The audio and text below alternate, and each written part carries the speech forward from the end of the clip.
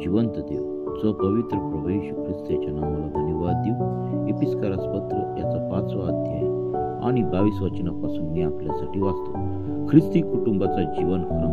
स्त्रियांनो, तुम्ही जशा प्रभूच्या अधीन तशा आपापल्या पतीच्या अधीन असा, कारण जसा ख्रिस्त मंडळीचे मस्तक आहे तसा पती पत्नीचे मस्तक आहे.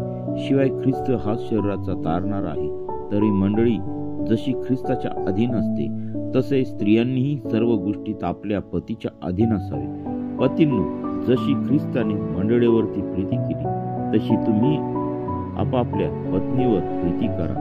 ख्रिस्ताने मंडळीवर प्रीती केली आणि स्वतःस तिच्यासाठी समर्पण केले, तर अशासाठी की तिला त्याने वचनाच्या द्वारे जलस्नानाने स्वच्छ करून पवित्र करावे आणि गौरवयुक्त मंडळी अशी ती स्वतःला सादर करावी, म्हणजे तिला डाग, सुरकुती किंवा अशासारखे काही नसून ती पवित्र व निर्दोष असावी.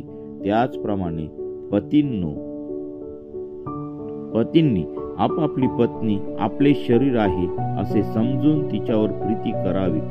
जो आपल्या पत्नीवर प्रीती करीतो तो स्वतःवरच प्रीती करीतो. कोणी कधी आपल्या देहाचा द्वेष केलेला नाही, तर तो त्याचे पालन पोषण करीतो. जसे ख्रिस्तही मंडळीचे पालन पोषण करीतो तसे तो करीतो, कारण आपण ख्रिस्ताच्या शरीराचे अवयव आहोत. म्हणून पुरुष आपल्या आईबापांना सोडून आपल्या पत्नीला जोडून राहील आणि ती उभयता एक देह होतील.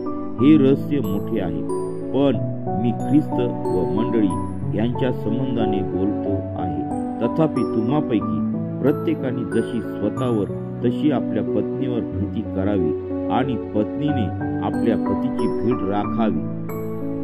वाचलेले वचन देवा आशीर्वादित करो.